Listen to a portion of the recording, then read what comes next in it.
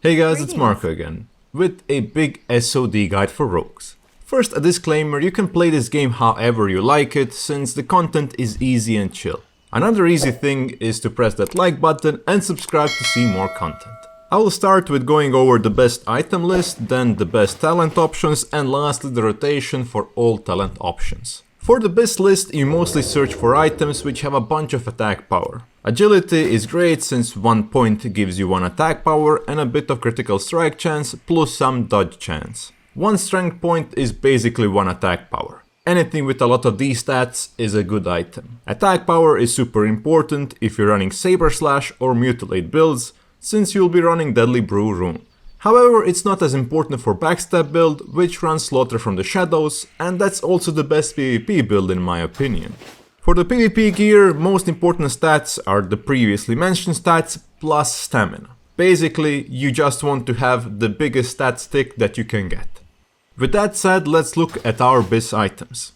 Starting with gloves, heavy earthen gloves are the best choice of gloves for PvE with their plus 16 to attack power. You can get them quite cheaply on the auction house or with leatherworking if you have the pattern. For PvP, you also get your best gloves from leatherworking, and those are toughened leather gloves, which are the raid PvE BiS when you upgrade them to epic quality. They offer less attack power but give 1% hit, cool active ability and a lot of stamina. They're quite easy to get once you clear 5 bosses in Black Fathom Deeps. For belts, you want to get Windborne Belt as Alliance from the quest High Perch Venom in Theramore, or Deftkin Belt for the Horde, which requires only killing 1 elemental. Good alternative to both of these is Deviate Scale Belt, which can be crafted. Raid Belt comes from Baron Aquanis, which is the first boss in the raid, and it's a minor upgrade compared for the Alliance, and I would even argue not a real upgrade for Horde players. All of these are great for PvP, since they all have a bunch of stamina. For the legs, best and the easiest one is going to be Leggings of the Fang from Wailing Caverns. Raid doesn't offer anything. However, this item is actually a world drop, which is super expensive, Troll's Bane leggings. When it comes to the boots, Horde is once again superior. They have an easy Warsong Supplies quest, which gives you Warsong boots. They're excellent for PvE and PvP. As for the Alliance, your best bet is the auction house, looking for boots of agility, which have 8 agility for PvE. Or you can do Razorfern Kraul escort quest for Lancer boots, which are the best for PvP. If you have a bit more gold, you can always invest into Feet of the Lynx for PvE players. Luckily, the raid boots have a bunch of stats stick to them, and they're actually best in slot for both PvE and PvP.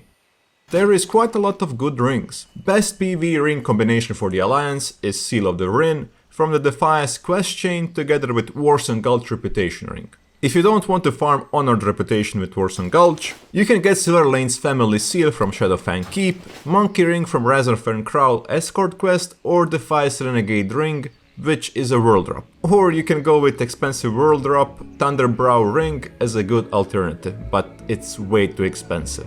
Horde side again has the best item in the game, Band of the Iron Fist from BFD Quest, and then you can put Warsong Gulch Reputation Ring or any other aforementioned rings. As for PvP, you can equip the same rings since they offer the most stats, but you can also opt for any agility plus stamina rings. Trinkets are straightforward since there are only 3 usable ones. Quest item from the BFD's last boss is the best trinket together with Rune of Duty from Warsong Gulch Reputation. For PvP situations you will run the Insignia trinket. Best pre-raid ranged weapon is Ranger Bow. It's a fairly common world drop and it shouldn't be too expensive. And the alternative weapon is Venom Strike from Wailing Caverns. In the raid we can get our hands on Baal Modan Blunderbuss from the last boss, which gives whopping 6 agility. For the weapons, we'll start with an offhand. For the offhand, you usually want a super fast weapon like 1.3 or 1.4 attack speed together with some stick stats. So best option for those are Honed Stiletto of Power or Cross Dagger of Power, both are world drops. If you're going for Mutilate spec, you can put a bigger DPS offhand like Meteor Shard, a drop from the last boss in Shadowfang Keep, or if you're a dedicated player from Warsong Gulch Reputation vendor, you can get Sentinel's Blade at Revered. And in the raid you can get Chipped Bite of Serakis from second boss for your offhand, or Vampiric Boot Knife from the last boss. I'm not too sure if their flat DPS is going to outweigh the attack power of the other daggers for your bleeds and poisons. As for main hand, when using Mutilate or Backstab build, Meteor Shard is the best option and Chipped Bite of Serakis is the best raid option. As for other main hand weapons, pre-raid BiS weapon is Cruel Barb from Van Cleef. Horde players can get an easy Wing Blade from the leaders of the Fang quest until they get Cruel Barb. Another painful weapon to get is Protector Sword, but you have to grind out Revered with Warson Gulch, which isn't easy. As for raid items, Horde again has a useful quest in Black Fathom Deeps for the first boss, rewarding them with Outlaw Saber. Overall, the best sword drops from the third boss in the raid, Honed Darkwater Talwar. It's the best weapon just thanks to its huge damage output. As for bracers, Jurassic Wrist Guards take the win as the best PvE bracers. They are a drop from level 31 rare in Wetlands and they reach about 30 gold on the auction house on my server. Good alternatives are Forest Leather Bracers, which is a world drop, Mad Wolf Bracers, which are a drop from Nightbane Wildfangs, or Wolf Bracers purchased from vendors, or the Horde Lone Flame Bracers from the quest Protect Kanati Great Cloud. For PvP, the best bracers are Wolf or Mad Wolf bracers. Second boss of the raid drops Bindings of Serakis, kinda underwhelming bracers, but they're still usable. As for chest, pre-raid BiS for the Alliance is Tunic of Westfall from Defiance Brotherhood quest. But you can also go for the Horde pre-raid BiS, Dervish Tunic of Agility or Power. And for PvPers, Black and Defiance Armor takes the cake. The raid has the BiS chest in Twilight Slayer's Tunic, which drops from multiple bosses. For the cloak there are only two best options. The first one is the easier one, Cape of the Brotherhood, drop from Van Cleef in Deadmines. Next upgrade comes from Sergeant Reward from PvP, which offers a cloak which gives all stats +4. The raid doesn't offer any good cloaks. The best PvE shoulder is Mantle of Thieves, a trash drop from Razorfen Crowl, and they're also pre-raid BiS for PvP. The only problem with them is that they're super expensive, so cheaper but still good alternatives are Dark Leather Shoulders from Leatherworking or Bristleback Amis, or Robust Shoulders of Agility, and for PvPers, Robust Shoulders of the Monkey. All three of these are a world drop. The last boss of the raid drops the best PvP shoulders and second best PvE shoulders, the Sentinel Pauldrons. Amulets are another easy topic. Your best bet is to farm Warson Gulch Reputation till Honored for Sentinel's Medallion. Or you can buy overpriced +6 agility or +3 agility +3 stamina amulets on the auction house. The best amulet that you can currently get is High Tide Choker, and it drops from the first raid boss. Lastly, for the helm, the best pre-raid BiS again is a lot easier for the Horde. Humbert's Helm is a drop from Dangarok Rifleman in Hillsbrad Foothills. Alliance PvE players don't really have any good helms, while PvPers can get Engineering Goggles or Ringed Helm. In the raid we can get two great helms. Twilight Slayer's Cowl is a drop from multiple bosses and it's the best in slot for both PvE and PvP players. Artemis Cowl has better raw stats for PvE players, but it's not part of the set, so in the end it's going to be the second best for both PvP and PvE. Lastly, for PvP, Warson Gulch specifically, you may want to use the Reputation Helm Resilient Leather Mask, since it significantly reduces your damage taken.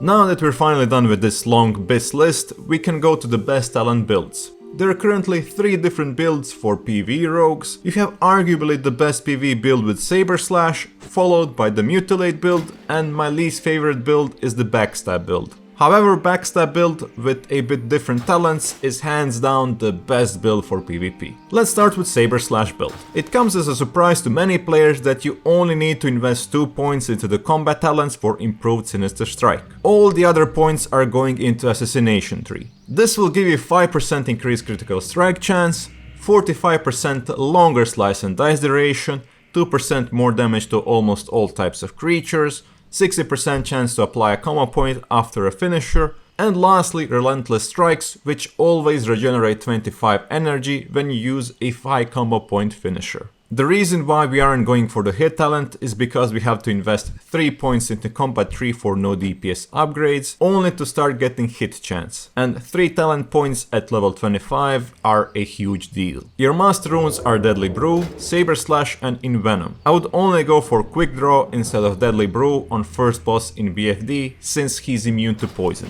Mutilate build is also a small surprise to some people because we don't take 30% critical strike chance from the combat tree. Again, the reason is that you will waste 5 points for absolutely no DPS upgrades. In sub tree we invest in opportunity, and in the end you will get 20% increased mutilate damage when striking from behind. And then you focus everything else in your assassination tree. You get 5% critical strike chance, 45% increased slice and dice duration, and 2% more damage on most of the mobs. Final talent is the Relentless Strikes, which is a great energy regeneration talent. You always run Deadly Brew, Mutilate and Envenom runes. Again, the only exceptions are the bosses which are immune to poison.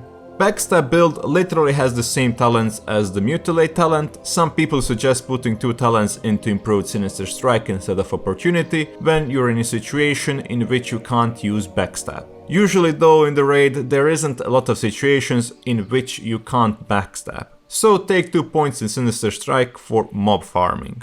And also, when you can't backstab, you might as well take Mutilate rune and use Mutilate instead.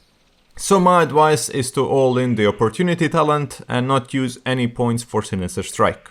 As for runes, you'll be using Slaughter from the Shadows, Saber Slash or Mutilate, and the leg rune doesn't really matter cause you can't really use Envenom, and Between the Eyes is a DPS loss if you use it in PvE. But at least Between the Eyes offers some CC.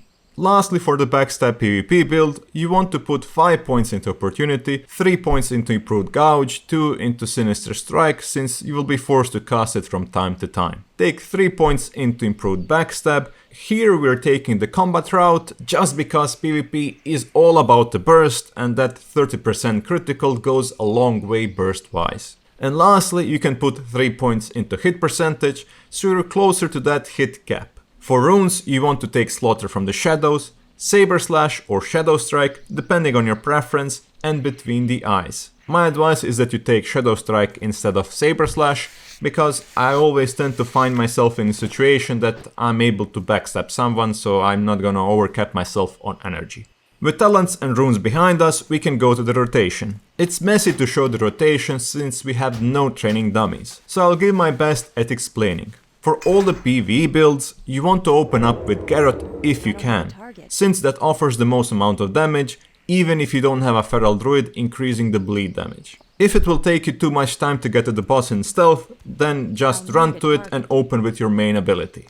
In PvP scenarios, your go-to opening ability is definitely Ambush or Shadow Strike if you need to gap close. When it comes to Saber Slash build, you do Garrote or Saber Slash as opener, followed by another Saber Slash into Slice and Dice. Now do Saber Slash until you reach 5 combo points and use Slice and Dice again.